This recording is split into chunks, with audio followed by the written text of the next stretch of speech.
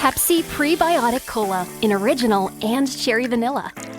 That Pepsi taste you love with no artificial sweeteners and 3 grams of prebiotic fiber.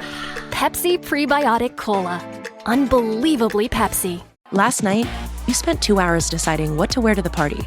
This morning, it'll take you 2 minutes to list it on Depop and make your money back. Just grab your phone, snap a few photos, and we'll take care of the rest. The sheer dress and platform heels you'll never wear again? There's a birthday girl searching for them right now. Your one and done look is about to pay for your next night out. Or at least the ride home. Your style can make you cash. Start selling on Depop, where taste recognizes taste.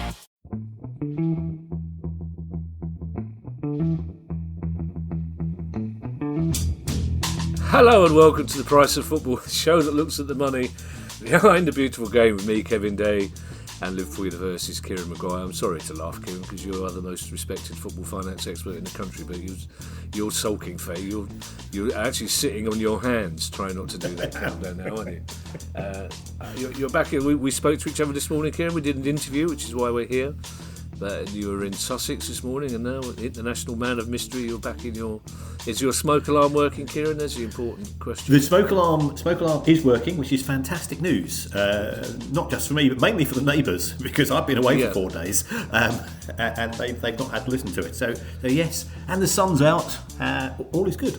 Well, don't spoil it by saying the sun's out. I was worried last week when I think it was a questions pod we recorded last week, and you were having smoke alarm issues, so I didn't know whether I was more scared about the smoke alarm going off or the smoke alarm not going off and your screen suddenly filling with smoke. Excellent. We've got an interview, Kieran, today. It's the first of a series of interviews. We've got a few in the next few weeks, including a journalist who I believe has been walking this Sheffield Wednesday beat for quite some time, and our first deep dive into the finances of Romanian football. Absolutely. That sounds a bit Alan Partridge, the way I said that. First deep dive into... so looking forward to that. Well, we start with an interview today, Kieran, with Ben Clasper, who's the chair of Dulwich Hamlet, fan-owned club in the Isthmian Premier League, and Oliver Ashe, who's the co-owner of Maidstone United, who just missed out on the playoffs in National League South. It's one of those interviews, Kieran, I think it's fair to say within 5 minutes it took a different turn, but it was eye-opening. It generally was eye-opening, I have to say, and this is what Ben and Oliver told us.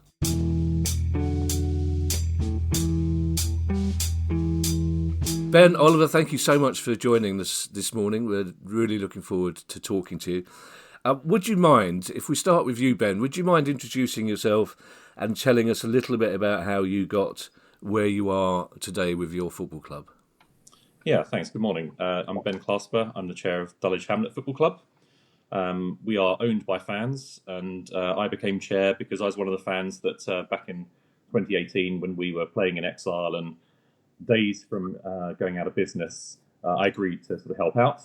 That was supposed to be on a 3-year basis to try and get a new stadium built and resolve the long-term future of the club.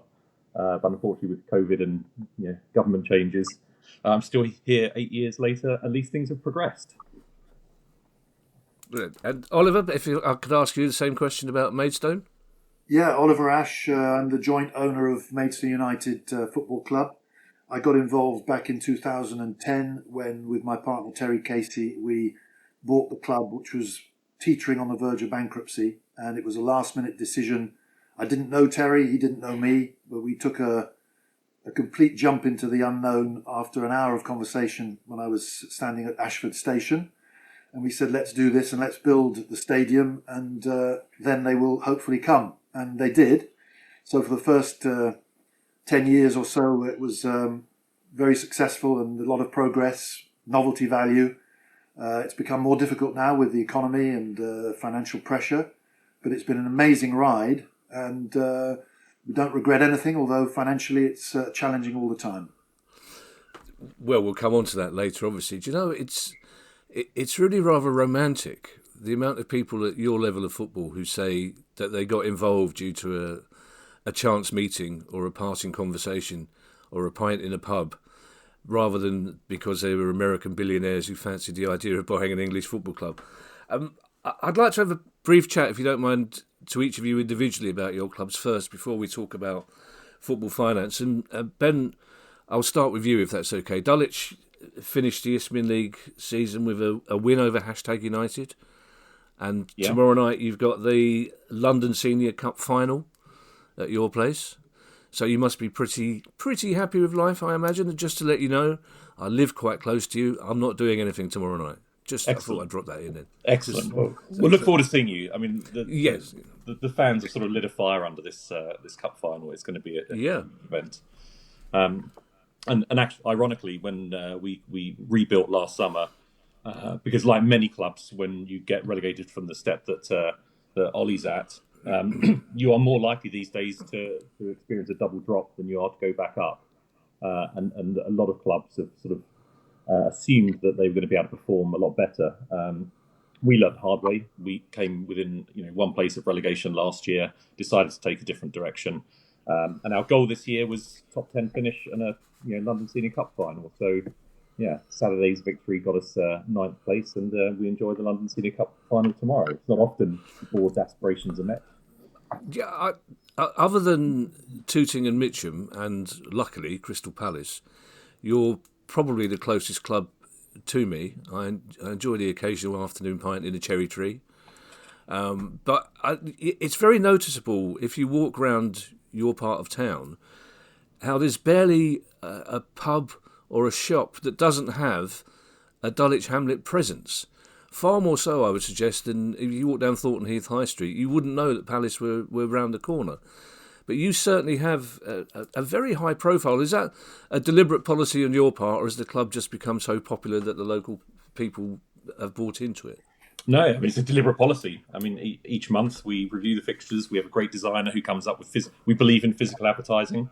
We believe in getting out onto Lordship Lane and beyond.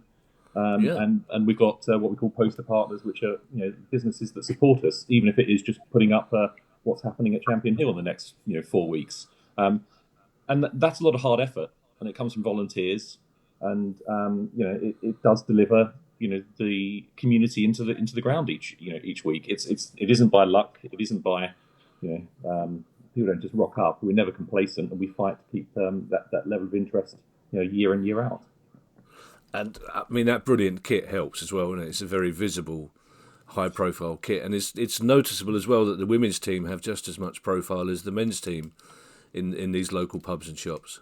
Oh, absolutely. I mean, we've always had a sort of treat both teams equally, which we'll get onto later when we get more into the finance side. And people responded to that as well.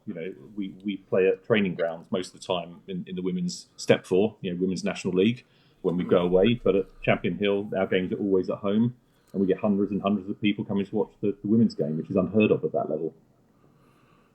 Yeah, and you made a decision several years ago to attract, shall we say, more hipster type of audience. There's a lot of people with big beards and check shirts in your part of the world. Is that still working for you? Well, funny enough, I don't think it was a policy, and I've just written a piece on dispelling the myth of the hipster. I mean, oh really? I think there were a few choice photos that hit some pretty mainstream press that triggered that one. I mean, we've always had the same view. I mean, we don't mind if you've been coming for 30 years or it's your first game. Everyone gets treated equally. If you're in the ground, you're supporting the club, and we'll continue to open the doors and welcome everybody in. Yeah. Oliver, if I could come to you, it was a mixed end to the season for Maidstone. You won the Kent Senior Cup, but you just missed out on playoffs, didn't you?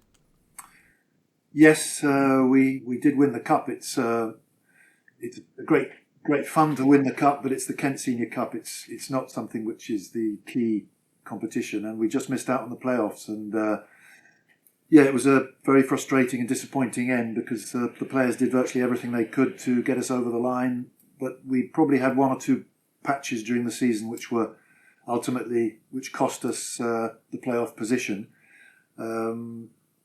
If we look at it in terms of finances, it's a blessing in disguise because we will save probably £30,000 or £40,000 for the club which we lost last season in succeeding in getting to the final of the playoffs, which sounds completely ridiculous.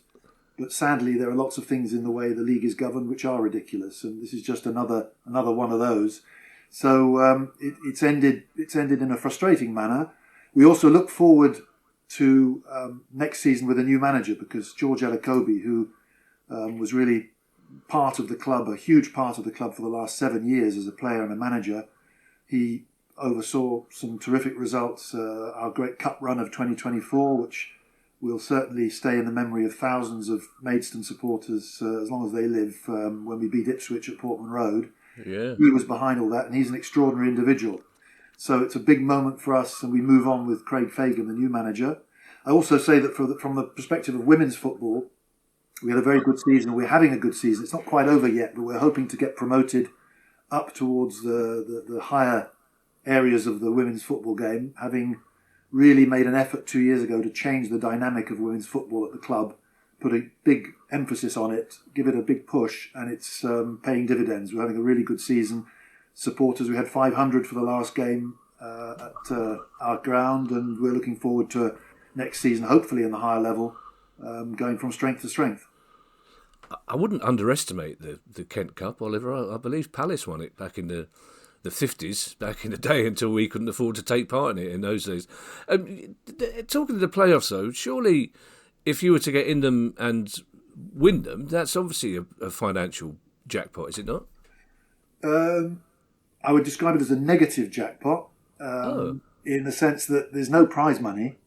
So you've got tremendous kudos, and obviously the supporters are delighted, and we're delighted from a football perspective. There's no way that even as owners we wouldn't be over the moon, because we're supporters as well. But we know from a financial perspective that it's loss making. There is no prize money. There are some strange things in terms of prize money and costs of success. Our women's team got to the first round of the FA Cup this year for the first time, I think, either ever or for an awful long time. And they were drawn away at Plymouth Argyle. And the rules of the competition at that stage are that there's no share of any gate money. So the success of getting to the first round of the FA Cup and the glory of that was offset by the £5,000 it cost, which is a huge amount for the women's section. It's like 10% of our annual cost just for playing the game, which is, again, we've had it out with the FA about this, and they sort of ummed and ahed, as the FA do so well, and nothing has changed, but it's just a bit ridiculous.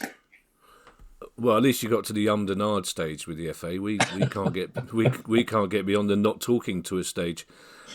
You mentioned, I wasn't going to ask you this, Oliver, but you mentioned several areas of governance in the National League. We're hoping to talk to Phil Alexander in a few weeks' time. I know Phil well from his time at Palace, but I think he'd be interested to hear what other areas of governance you're not happy with in the National League.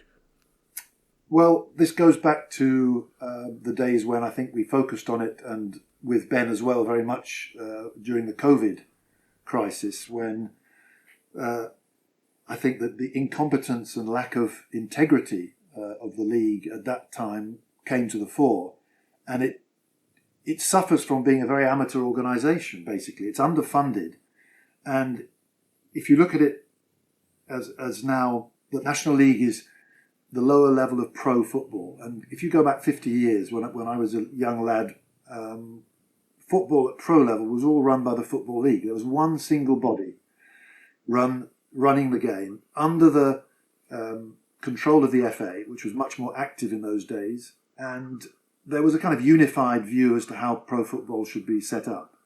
And now we have three different bodies, all looking after their own financial skin: the Premier League, the Football League, and the National League. And there's no uniformity. There's no overview as to how football should be run in the interests of the game as a whole. The financial regulator is a tiny move in the right direction, which has taken years to come about. It's part of the problem of football. Things move so slowly. And it only has a tiny remit. So a lot of the failings are simply not dealt with. And the National League, I suppose, being kind to them, they haven't got the resources to operate with the sort of level of quality of staff that would be needed. I spoke a few years ago to an ex-head of the Football League at one of our games, And he said that when the National League came calling every year to moan about the promotion, the 3-up idea from the National League, they never took them seriously. They said they would sort of be laughing at the people that came to meet with them. And I'm afraid it doesn't seem to have changed, because there's been a massive, in apostrophes, campaign for 3-up from the National League this season. Nothing is happening, and the Football League just doesn't bother with them. So ideally, there needs to be one body. My simple solution for dealing with this is to sort of disband the National League altogether. It would make sense now, because the 5th level is like the 4th division was 50 years ago, if not more professional. That should be part of the Football League, and the Football League should be forced to take them on as the lower level of the pyramid, and then the National League South and North can be the top of the non-league going forward, administered by new bodies or by the existing bodies that run the Isthmian League and the Southern League, the way it is. But that would make sense, and it would give them more resources to resolve situations where you've got a bottleneck at the top of the National League. You have the situation of Rochdale and York this season, where both clubs were sort of flying with 1 million points each, and one of them may well not get promoted. It's absurd that there should be a bottleneck there. So for me, the only solution really is to get rid of the body altogether. It's past its sell-by date, if it ever had one, and we would do a lot better in the interests of clubs and their supporters if it was part of the Football League. Do you know what? I love an interview that takes an unexpected turn, where I have to ask questions I wasn't prepared to ask. Don't get me started on the 3-up, 3-down. The fact that Rochdale, I mean, what do they get between them? 230 odd points between them, Rochdale and York. And Rochdale could now lose in the playoffs to a team that finished 28 points behind them. It's just, it makes no sense. But now you've talked about, I mean, this idea of the Football League taking over the whole lot. I'll ask you both this. Would you be in favour of a lower level of regionalising the leagues like we used to have back in the old days with Division 3 North and South? Oliver, I'll start with you. No, that kind of muddies the waters a little bit. I think the first thing to do is to just acknowledge that because of the finances flowing through the game, there has certainly been calls for making those flows of finance even fairer and bringing more money down to the bottom rungs. But because of the flows of finance, England has this extraordinary situation where there are something like 120 professional clubs in the country, and the fact that money enables clubs like ourselves to effectively employ full-time professionals is very good for the game. It means the footballers get a chance to practice and to improve their techniques in the way that they wouldn't do in other countries, where they might be somehow, you always look at Portugal, Spain, France, have technically gifted players, but we have an awful lot of very, very good players who train full time, which doesn't happen in other countries. So I think the first thing to do is just to acknowledge the poor structuring of football in the country. It cannot be rational to have 3 different bodies fighting and scrapping, looking after their own leagues and their own clubs, and ignoring areas of disharmony. We've talked about 3-up. I'll give you another example close to my heart, which is artificial pitches. We campaigned in 2013 to get artificial pitches allowed in the conference, because we'd put more or less the first one in England down, and we were banging on the conference door, and we wanted to get them approved. It was really, really difficult to do so. Again, we went to a meeting at the league. It was in Walsall in those days. 3 of us from the club to present the case for 3G, and to give you an idea of the sort of level of governance of the National League, we made the case, and I think it was the secretary of the National League stood up and said, "We cannot allow 3G pitches in the National League because too many of our clubs would want to put them down." So we, the 3 of us from Maidstone, we looked at each other thinking, did we really hear that? And that tells you the sort of things we were up against. So right now, the rule on 3G pitches is that if you get promoted from the National League, you immediately have to remove your pitch, or if you don't, you get demoted 2 levels. And in Tracy Crouch's report, she recommended that League 2 adopt and accept 3G pitches. My view is even less strong than that, is that there should be a 3-year grace period where clubs who go up should have, say, 3 years to be allowed to play on them. If they get relegated straight away, they haven't destroyed all the value of the pitch and their community systems and everything. They go back to them. And if they do stay up for 3 years, well, they've probably earned enough in the solidarity payments that they can convert to grass. So there are all sorts of inconsistencies like that. It's very interesting. The 3G, again, I wasn't planning to talk overly much about 3G pitches, but firstly, this idea that the professional clubs, the big teams in the 92 shouldn't have to suddenly adapt to plastic pitches, for want of a better word, is ludicrous. Because the one thing that nobody at Palace did when we lost to Macclesfield was blame the plastic pitch. We blamed everybody else, but professional footballers should be able to play on a 3G pitch. And I was talking to a Carshalton fan last week, a long-term Carshalton Athletic fan, who basically explained to me very, very slowly, because I'm not a bear of massive brain when it comes to finance, but how much money they make from their 3G pitch, from letting the community use it. And it's just ludicrous that the league should then ask teams to lose that finance, because then a team goes up, rips up their 3G pitch, gets relegated straight away, has to spend a fortune putting it back. Ben, if I could ask you the same question about regional football, because when you look at your fixture list anyway, at that level of football, it tends to be more regional. But I'd also like to ask you a separate question off the back of that, which is, as a fan-owned club, do you set yourself a ceiling on how far you can progress? Because we've seen just down the road from both of us, Wimbledon, as a fan-owned club, looking for outside investment now, but struggling to thank God they did stay, but struggling to stay in League One. So are you aware that there is a limit to how far you can take a fan-owned club? Well, there's a limit if you want to stay sustainable. I mean, coming back to the regional thing, I agree with Ollie. It's that restructuring just seems to me to be, shuffling the deck chairs around. I think it's the governance and the people running the game that are the source of many of our problems in the last sort of 8 years as a sustainable club. We had 5 years at National League level, and there wasn't a huge. I wouldn't say there wasn't a huge amount of travel distance change for us at Isthmian, Prem, and National League South. Mainly because it was sort of a strange one. We didn't have the far west clubs, in the league at that level. It's a bit different now. So I think it's more the rules. I mean, Ollie's touched on it so far. I mean, the biggest barrier for us is we would lose all of our match day income from being able to sell beer at the ground, which is a bigger revenue generator for us than ticket sales. So I mean, if you look, the point Ollie's made, you hit step one in non-league, and you lose that line of income. You get to League Two, you lose your pitch income. There are huge barriers, and the ceilings are being created by the football authorities, not the teams that are being governed by them. We would never set a ceiling as a football club. I mean, a lot of our fans did not enjoy their experience in the National League, but I think a lot of that was down to how it's run and a difference in the sort of the clubs that we were visiting. But we want to succeed. Our players want to succeed, and our manager will always want to succeed, so we'll always back them. But I think you will get to a point where our model doesn't work anymore. But we would never say we don't want to get promoted as a result of that. And again, I've heard that said before. I mean, that simply isn't the case. But we would have to accept the sustainable model is doesn't function at that level.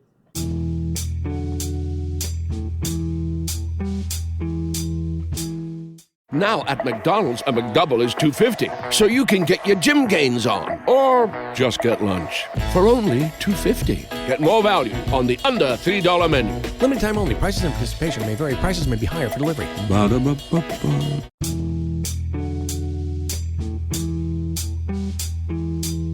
You talk about match day income, Ben, and again, this is a question I'll come back to Oliver on as well. You average around 2,300, which is a huge number. I mean, when you think, as Oliver said, there are 120 professional football league clubs in this country, which I think is not sustainable. A country the size of England shouldn't really have 92 professional clubs, let alone 120. But that crowd of 2,300 is brilliant. But is that still enough? The match day income, is that still enough to sustain your club financially at that level? Or are you always is that enough to tread water, and you're always looking for other ways to supplement that income? Yeah, I think it should be sustainable, let's put it that way. We have been sustainable. And we've just had 2 years, the one we've just reported and the one that we're coming to the end of, where we have not been sustainable. And unfortunately, the single biggest contributor to that was the football governing bodies. Within that 2,300, there's actually two numbers. There's the 3,000 plus that we get on a Saturday, and there's the sort of 700-800 that we get on a Tuesday night, because we're a big sort of community event, big family event on Saturday afternoons. Well, 2 seasons ago, we only had 2 games on a Tuesday night in the league. This season, we've only had 2/3 of our games, so only 14 of our games occurred on their scheduled Saturdays out of 21. And that was because of fixture management by the football authorities. So, Ollie's touched on it well about the sort of those negative jackpots. Well, there's another one that exists in football at our level, which is the cups. So when the FA Trophy and the FA Cup starts, you have your fixture schedule, but after the first game in which everyone participates, the next rounds there's a full league schedule each of those weekends, and we call them at-risk fixtures.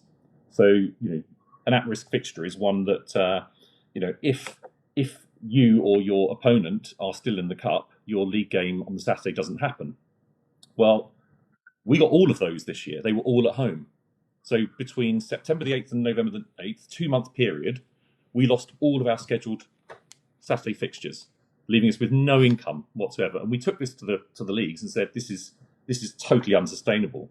Your fixture computer has thrown up something that is going to plunge us into 6 figures of debt. The losses from the fixtures, we lost another one to Chatham's FA Trophy run in January.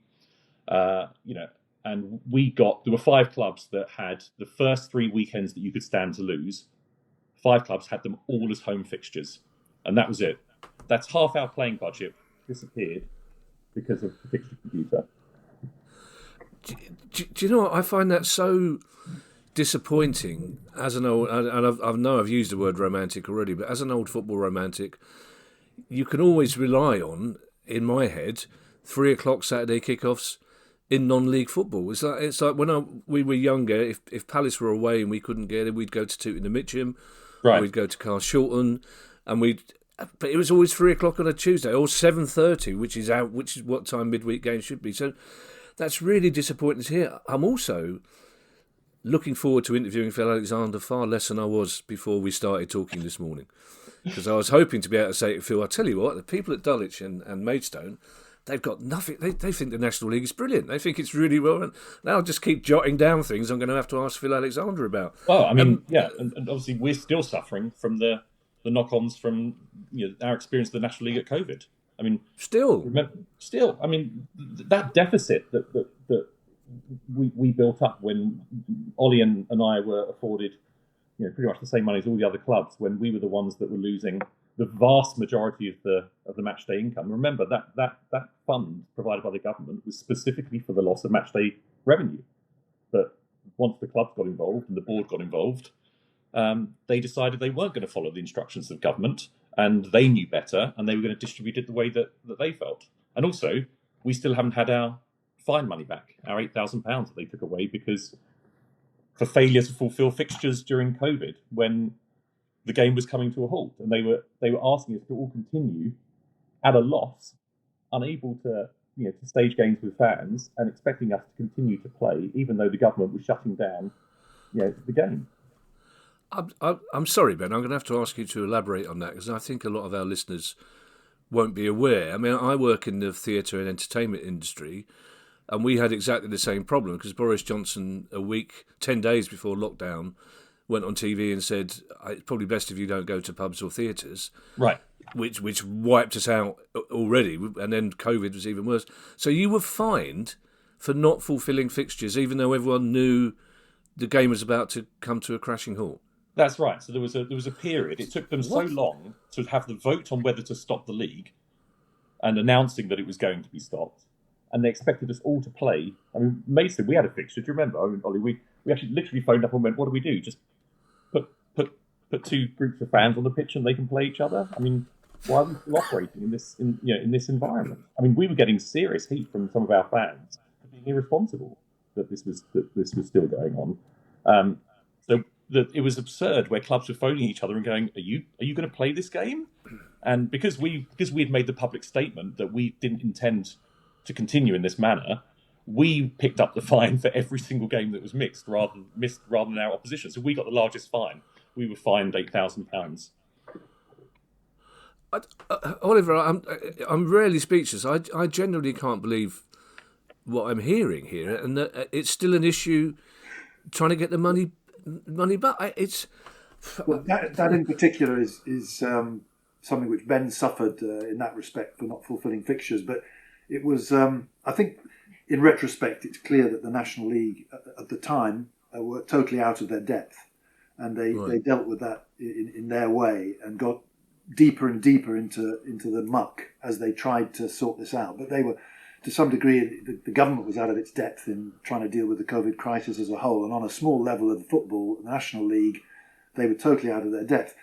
And I haven't. I mean, if you think I've finished finding things to criticise the National League about, then I'm afraid you're wrong. Because I can think of a whole host more. And there's just examples of areas where discussions should perhaps have gone one way and didn't. One area, because of the whole sustainability thing, when we started as a club, for the first few years, I think we took pride in believing we were sustainable, and we could look down our noses at some of the other clubs with sugar daddy owners throwing money in, losing money hand over fist, and we said, "Oh, we're clever, we're sustainable." We had a balanced business with non-match day income coming in through room hire, bar hire, pitch hire, academy, and it was all very good. But in reality, and being much more cold about it, we were just less unsustainable than other clubs.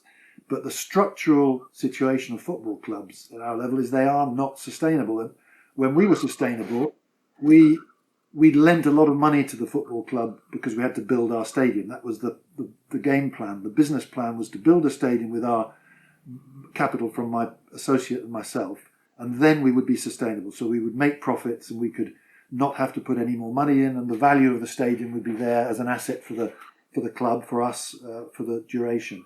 But in reality, there's no interest on any of our loan, and we weren't being paid any salary or expenses or anything else. So if you were to look at a normal business, that represents a huge amount of money. So we were effectively unsustainable. And now, because of the financial crisis, because of the cost of player wages, because of all the costs that are soaring, and because of the fact that revenues are dropping because of the cost of living crisis, we're going through really tough times like most clubs are. And you've seen the losses that have come out of clubs this season. We've seen the results from Torquay, from Macclesfield, from Morecambe, from Scunthorpe. They're catastrophic results. And ours are, in comparison, reasonably good. We lost 160,000 this year, and it looks like this coming season it's going to be the same. So there are measures which we talked about governance as a whole, I think would improve it, but even small measures that would help. And one of them is the old thorny subject of salary caps. And we had a discussion in the league when I was on the board about, must be 10 years ago or 8 years ago.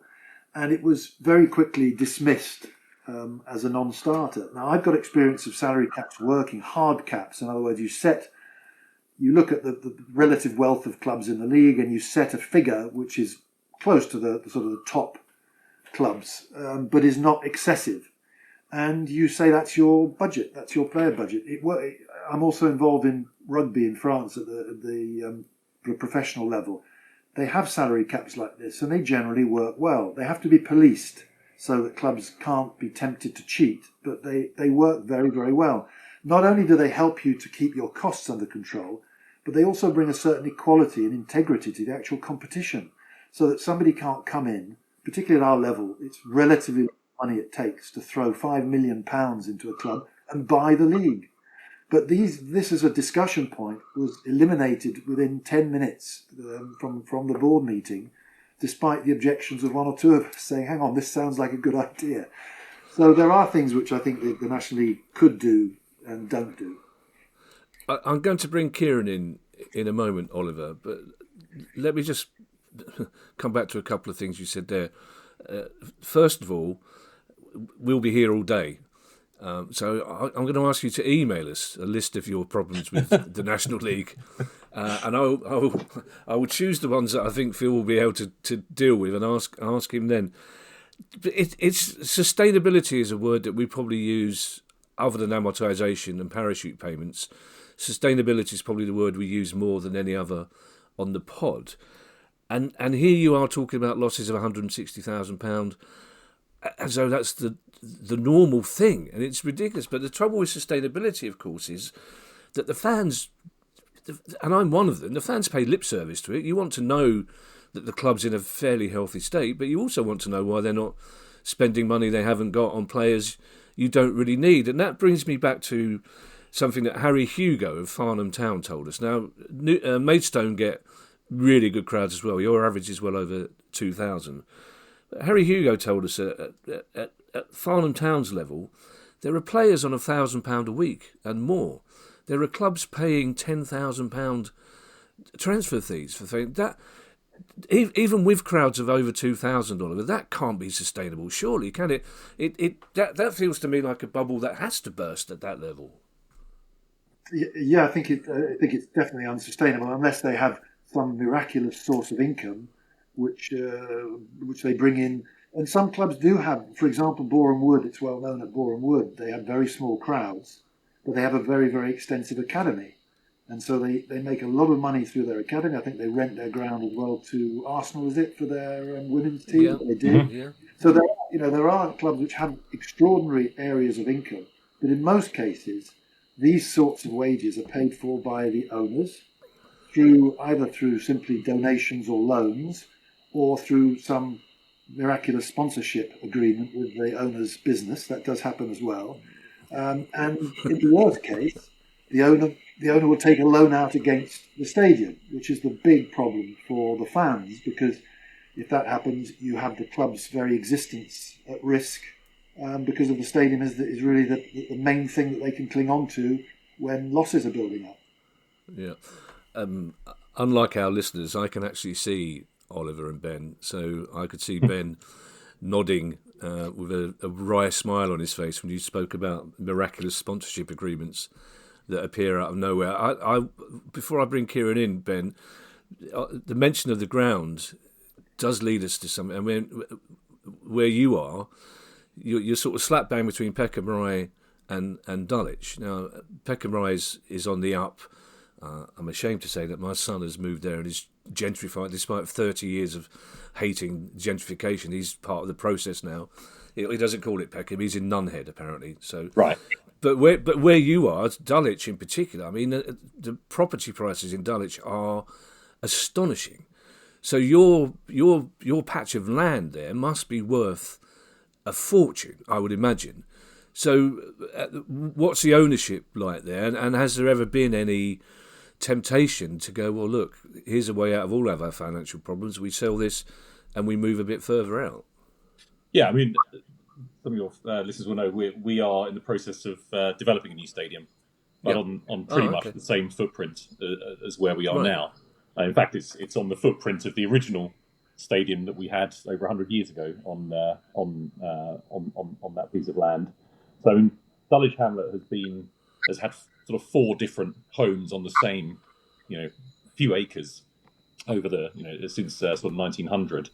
So that scheme was given permission back in 2019, and then with all of the Section 106, it took us another couple of years, and we've just implemented the first phase of it. So the planning consent has been implemented, and it's and you're right, it's close to what you're talking about. It's a piece of land that's valuable.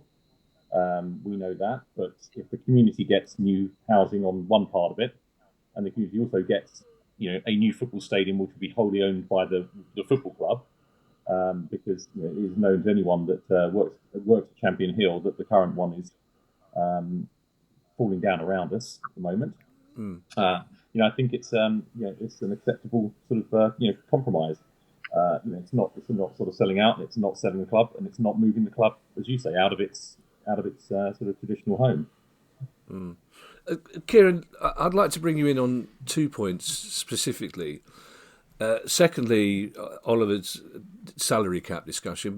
But firstly, the idea when we spoke to the owner of Chelmsford, his name escapes me just for the moment, but he talked about this notion that football clubs at level 6 and level 7 are in danger of falling into exactly the same trap as clubs in the Championship and League One are now doing, in that they're investing money they simply haven't got in order to achieve short-term success. Is that something you would agree with?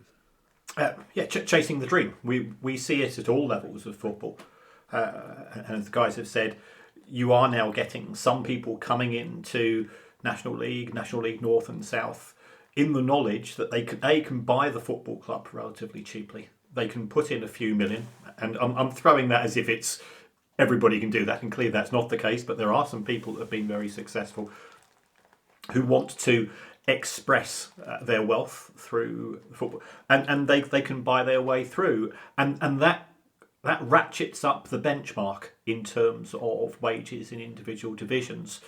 I was contacted by somebody who was a Worthing fan this morning, and congratulations to Worthing on being promoted to the National League. And he says, "Go and tell me what the average wages are, or what the highest wages are." And I said, "Well, the highest wages in the National League, round about just under £7 million a season." And there was a silence. Whoa. And there's some silences which are healthy, and there was some silences when you know that person's going, "Bejesus." And the average losses are £900,000 a year, and that's despite, as we know, some very generous sponsorship arrangements from clubs, club owners, companies as well. So it's not a sustainable business if viewed through the lens of being a business. If you view it as a glorified hobby, that's okay, provided everybody buys into that system, but it marginalises clubs such as Dulwich, who are a community club. It effectively becomes a willy waving contest between rich people, and that's not football, and that's certainly not football at lower league level. So it's an ongoing cause for concern, and it gets no better. Even though, congratulations to York City. I mean, I watched the final few minutes of that match, and whilst I absolutely agree with everything that's been said with 3 up, 3 down, that theatre on Saturday was like nothing I've ever seen before in my life. It was completely incredible scenes. But York City, they're in for a shock if they think that the additional monies that you get from solidarity payments in League Two and so on are going to cover their increased cost in wages, because they're not. And what about the salary cap notion, Kieran, of football at that level? It can work. I mean, I think as Ollie was sort of hinting at, everybody's got to buy into it. I'm fully aware of some players who are on a full-time wage at clubs and are also have a part-time job at the owner's company. And how do you go about monitoring that? How do you go about policing that? It's very, very difficult. And if you do have to police it, that's taking up central funds of whatever the league happens to be, which the money would be should be spent elsewhere. It's trying to get right people to do the right thing, and there's not a universal buy-in, and that's always my concern. I just, in respect of that, Kieran, I would just say, of course, there are arguments why it's a difficult thing to do. To actually police it at, say, National League level, it would really only take probably one person, possibly an assistant, to be the policeman and have sanctions. Then clubs would think twice about betraying the rule, because they would be fined or deducted points. So it wouldn't be too difficult to do.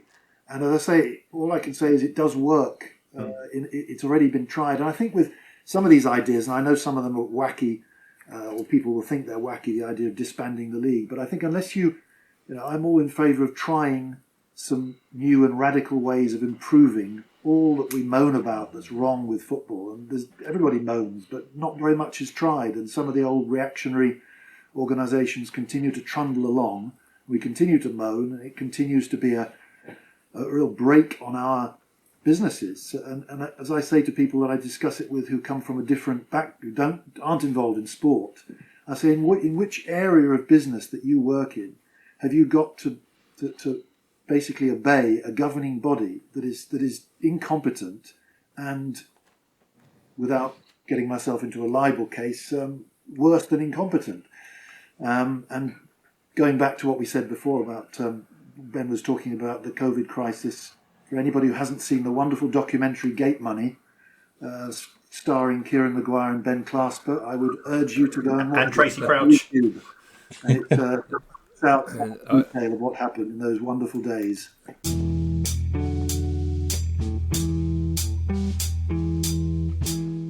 Trading at Schwab is now powered by Ameritrade, giving you even more specialized support than ever before.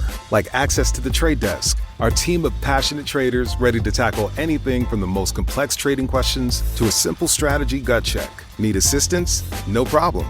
Get 24/7 professional answers and live help, and access support by phone, email, and in-platform chat. That's how Schwab is here for you, to help you trade brilliantly. Learn more at schwab.com/trading.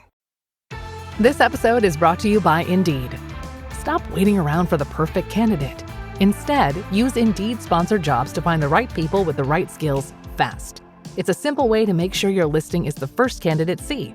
According to Indeed data, sponsored jobs have 4 times more applicants than non-sponsored jobs. So go build your dream team today with Indeed.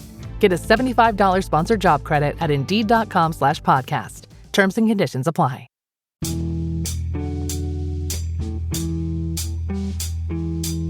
If it's any consolation, Oliver, with your legal worries, what I will say to Phil Alexander is, someone said to me, I'll leave him. I'll say someone at a very high level in the National League said to me, and I'll leave Phil to work out who that was. We're coming to an end. I've still got a couple of questions for you, and I'll ask Ben this question first. This is purely anecdotal, but it seems to me that one financial stream that has been cut off to clubs at your level in recent years is the selling off of young talent, for want of a better word. It's like, I go back to Palace in the 80s. For all that we had a good academy then, and we were known for bringing kids through, we also bought players from Carshalton and Athletic. Alan Pardew, that was at Dulwich's book. We can't thank you enough for Alan Pardew, except for the dancing, of course. Ian Wright came from Greenwich Borough. But it seems to me now that those stories you hear of players being plucked from that level don't seem to happen anymore. Would I be right in saying that? Yeah, I mean, I've been chairman for 8 years, and I haven't received a penny of income in that period for a player. Really? Wow. Yeah, and I think it's twofold. I mean, one is we used to have more deals with some of the even Premier League, Championship clubs in our area that would loan us players to use. That doesn't happen anymore. I think they think the gap's too, it's bigger than it was. More competitions for their under 23s to play in. That means they're getting the football they need. Staying at their club. I mean, tomorrow's a great example. We're playing QPR in the London Senior Cup final, and I'm sure it will be a combination of of players from lots of levels at that football club. So it has dried up. Yeah, I'm anecdotally aware that there was some income, generated, before I was involved, when times were probably very different. Obviously we have, the local clubs are hoovering up kids off the parks at very, very young ages. So they're cutting off that supply into smaller clubs. We're all of a certain age, and we all knew the England team, which club they'd started out as, and who came from Scunthorpe, and etc. But that just doesn't happen anymore, because they're dragging them out of our system into theirs, and are quite happy to have a 1 in 1,000 success rate, and the other 999 will get pushed down or out. And I think that's a real shame. I mean, it's a whole different topic, but it's on all sides. Oliver, is that the same for you? Are you competing with Charlton's Academy, Millwall's Academy, Gillingham's? Broadly speaking, that's correct. The bigger clubs now have such extensive scouting and academy operations that they do hoover up the local talent very well. But we still expect that occasionally we have somebody who's a late developer who comes through the academy, and we again, we wouldn't budget for it in the same way as we wouldn't budget for cup prize money. But we have had the occasional player that's we've moved on for maybe 15, 20, 30, 40, 50,000 occasionally. And then the other thing which is we discovered a few years ago is that FIFA have this wonderful sort of FIFA passport. And FIFA and wonderful are not two words you use in the same sentence very often. They have this wonderful passport system. So 2 or 3 years ago, we were contacted by a lawyer who was working on this particular case, and he managed to get a little bit of money for us for the transfer of Chris Smalling when he went to Roma from Manchester United, because Chris was with us for a year when he was 18. And we are entitled to something for the wonderful training we must have given him at 18 for his subsequent transfer. So there are a few surprises, and I think that's part of also being a football club more than in any other business, is that you do get the possibility of bonuses and surprises with cup runs and the occasional play. I mean, could happen to Ben as it could happen to us, that you find one of your late developers. We've got a couple of very good young players coming through now, and we expect that they will have value. I won't say who they are, or somebody listening might try and poke. But there are these good surprises occasionally that keep us bring a smile to our faces when looking at the financial results doesn't usually bring a smile to our faces. So I won't complain too much. The problem is, of course, you can't budget for those cup runs, can you? We've spoken to fans at Exeter in particular who say, well, if we get drawn away to Man United once every 10 years, we're fine. But that's a big hope. You can't base your annual finances on the luck of the draw in the FA Cup, can you? You can't really budget for it. But on the other hand, we had this discussion in our finance meeting just a few weeks ago, and I said, well, if you look at since we built the stadium and you take the total income and you then average it out, it's not a bad basis to suggest that income is something you could budget for. If it's an average over a reasonable long period of time, it's a mathematical figure that's not pie in the sky. Probably eliminating the creme de la creme from the FA Cup run we had in 2024, and that would probably leave us with something like 25 or 30,000 a year, which could go into the budget and wouldn't be crazy. Yeah.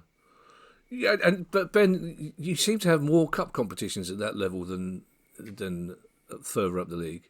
Yeah, mainly because you have the League Cup, which you don't have National League level. Although I don't know if you were in that National League Cup, Ollie, that they were or looked at that when they made the decision to get rid of FA Cup replays, and so I think that might have evened up for some National League clubs. But you're right, we effectively have the 5 cup competitions that we participate in. My penultimate question brings me back to something that Ollie mentioned before, and I will ask you both this, but I'll ask Oliver first. You mentioned independent regulator. It comes as a surprise to a lot of people we talk to that the regulator's remit stretches down to the National League.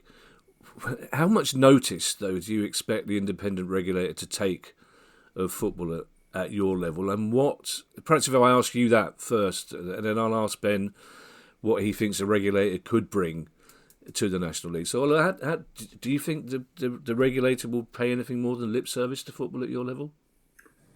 No, I think you're absolutely right. I think that's exactly it, lip service. They've got far bigger fish to fry in trying to sort out the scrapping between the two greedy leagues above. And, our level, they did come to the recent EGM. There was their CEO came to give a speech, but I don't think they really care that much. They have obviously the remit covers some key things, the protection of the club's badges and colours, and they, trying to ensure that the owners and directors test is more rigorously pursued. But it certainly doesn't apply at all to North and South. So all the issues we've covered in the discussion, where which would be radical solutions to trying to improve the overall governance of the game in the professional football world of England, that he's not involved in that at all. So I think, unfortunately, there's a lot of hot air around the football regulator at the moment, and it has very, very limited impact. But Ben, if you were still in the National League, and it's very laudable that nicknames badges, kits are protected. But you'd far rather the independent regulator spent some time trying to get a fair and sustainable distribution of money down to that level, wouldn't you? Yeah, absolutely. I mean, look, we play at the highest level where you receive no funding. So you know, people talk about the distribution from above, and we get zero. We got some at step 2 when we were at that level. Yeah, I mean, I think if the independent regulator was going to be impactful at this level, it would be some of the things that were in the original recommendations, which was the trial to allow drinking pitch side higher up, because that's the single biggest financial impact that they would have at clubs that move from step 2 to step 1. And I think just general compliance. We've talked a lot about things like salary caps. There are other things you can do to make it a bit more of a level playing field, and making sure that all clubs are operating within a specified model, which we saw some of at the National League. But when there was an attempt to expand the remit of the financial auditing, it was firmly rejected by clubs. And I'd say the same about our level as well. So just some degree of governance. Because Ollie's right. I mean, we can never expect the independent regulator to spend as much time looking at a level where the distribution of funds is minuscule, as they will with the problems they've got at the top tier. There was a trial to allow drinking within sight of the pitch at 4 women's clubs at the end of last season. And to the best of my knowledge, there were no drunken rampages on the streets of Southampton or Blackburn when it happened. So it's one that...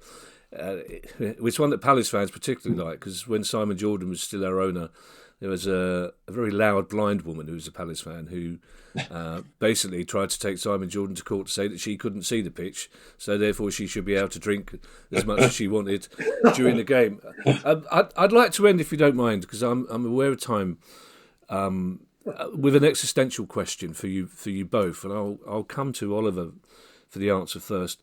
I'm interested in how you see your role as club owners. Do you see yourself as somebody who wants to preside over promotion after promotion, or do you see yourself as someone who's holding the club in a good place until that magical benefactor can come along and attempt to buy their way out of the league that you're currently in? Well, very simple to answer, really. Definitely not. What inspires me and has inspired me is not so much the success on the field, but it's to be successful in running the club in a financially sound way. Because ultimately, it's easy to buy success in football. And what enjoyment, what thrill you get from a football perspective from buying your league, buying your success. It gives me no pleasure at all, whereas the pleasure we've got over the years from running a business, as I described before, which is less unsustainable than most of the others, is a totally different satisfaction. It's much more sort of whole in the sense that it's more worthwhile, and it protects the club going forward. And although I don't believe that there's a huge problem in disappearing clubs, because clubs do go bust, some of them, and it's painful, but most of them bounce back sooner rather than later. So I think it's a myth. The numbers of Berries or Rushden and Diamonds are relatively small. So clubs do bounce back. But to have a sustainable business, have a good business, to bring joy to the supporters while you're running your business correctly, that for me is the motivation as an owner, and to leave a legacy, which hopefully we will leave sooner rather than later, of having a stadium which the fans can enjoy for many, many years to come, and a team and a club that's not indebted, is the greatest satisfaction of all.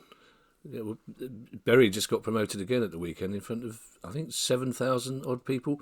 I'll ask you the same question, Ben, pausing only to say that I can see both of you look a bit confused by some of the extraneous noises coming out of... it's Kieran's dog, Finley. It's not a poltergeist. Finley's a very good dog under most circumstances, but every now and again he gets a bit bored with life and wants a wonky chomp. Ben, I suppose it's the same question as I say. It's different for you with a wholly fan-owned club, I suppose, isn't it? This idea of whether you're a temporary guardian or someone who can bring the club up to the highest level possible. Yeah, I think again, my position was slightly different because we had a very specific set of goals when the fans took over in 2018. The first of which was to bring the club back to Dulwich. The second of which was to, pay off all its debts, which we did. Third of which was then to get a successful planning application through for a new stadium that's going to secure its long-term future, which we've done. Then it's to build that stadium and keep the club sustainable throughout that period. That sustainability is more challenging, as we've talked about, but I've still got the goal of achieving that. So it really was to secure its long-term, future, and then hand it on to the next generation. I do hope that we can have success on the pitch along the way, but I would wholeheartedly back Ollie's point that I don't want to do that by somebody coming in, and we've had many offers at the club to inject cash. Everyone knows I dislike the term investment because it's not investment, they don't get it back. What they mean is they're going to buy the league. And we don't want to succeed like that. I think we can do it through coaching the way that we used to do, and the way and putting out teams that the fans get behind. And you touched on it. A lot of that is reconnecting with local players, which I think we lost our way a bit. And I think that's what we found this season, and that's why we've got better success. I can't thank both of you enough for talking to us this morning. I can't remember an interview in which I've been both very, very heartened and horrified at the same time, basically. Essentially horrified about having to tell Phil Alexander we may need to wait a season or two before doing the interview. But some of the stories you told me, I genuinely didn't know about the whole COVID recovery thing and the fines. But as I say, very heartening to talk to two people who have the love of the club at their heart. So thank you both so much for coming on and talking to us, and we'll obviously wish you the best of luck for next season, and we'll keep abreast of your progress. Oh, thank you. Thank you.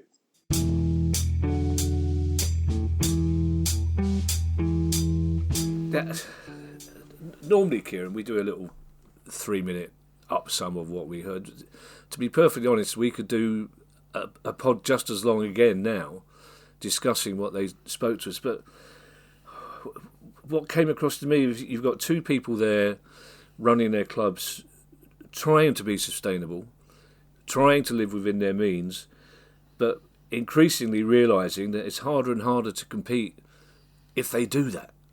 And it just seems to me to hear, we've spoken about this before, but to hear two people talk about the existential threat of rich club owners, of, as Oliver referred to it, mysterious sponsorship deals, things that are happening at this level that we would only associate with the highest level of football.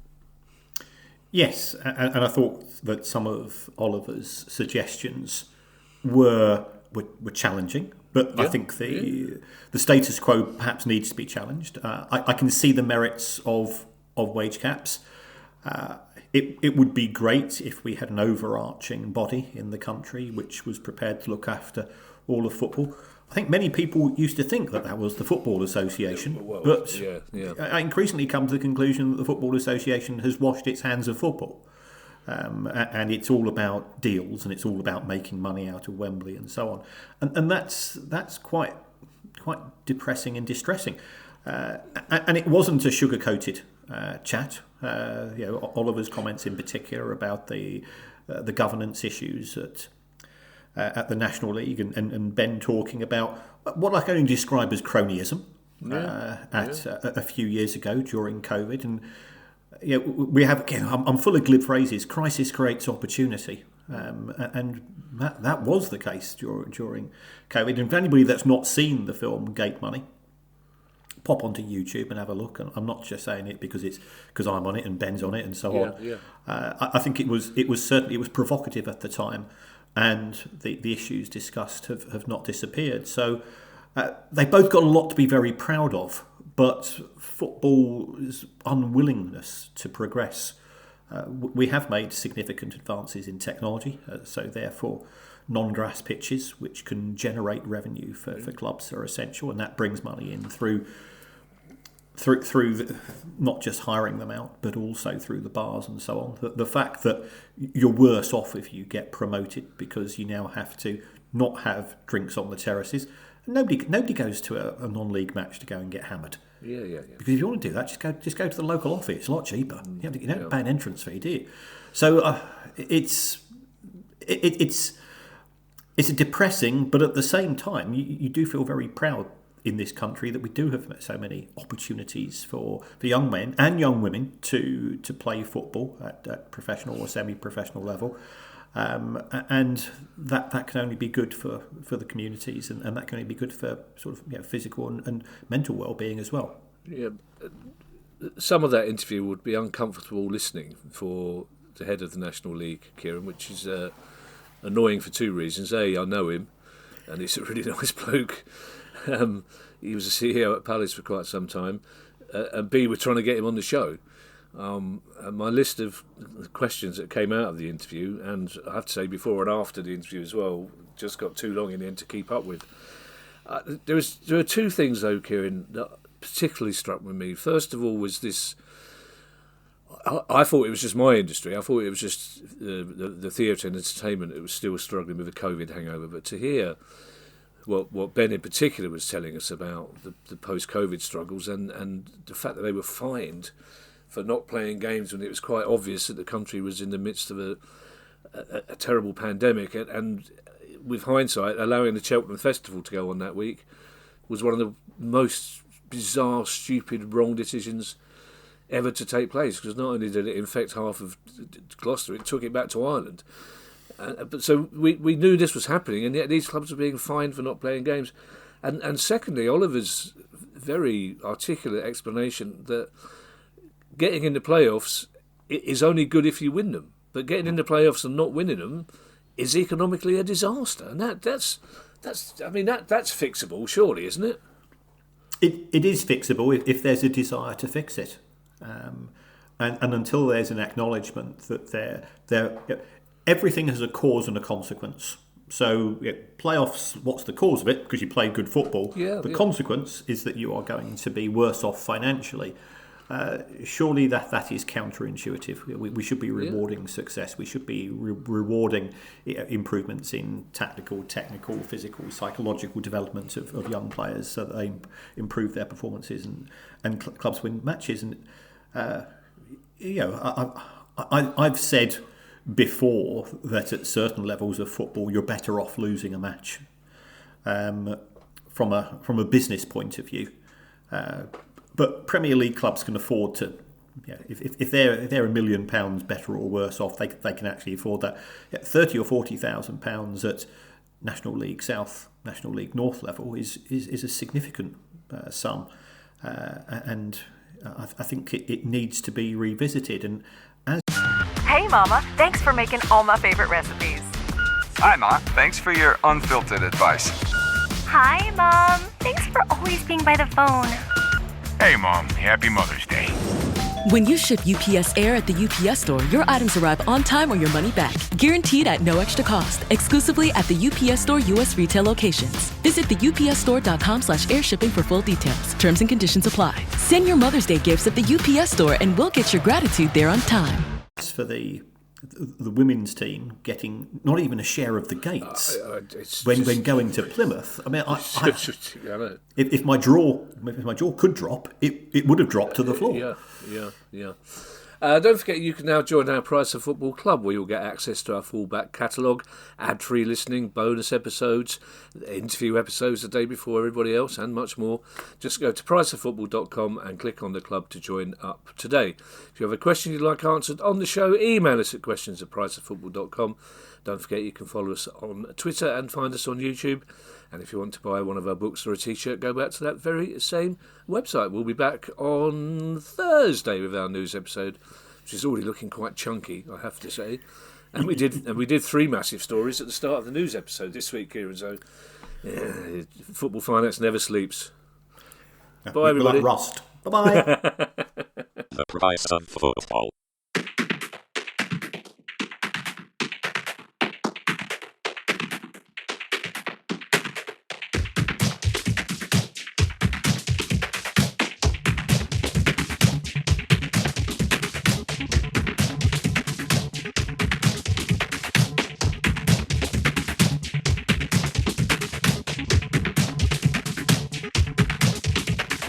The Price of Football.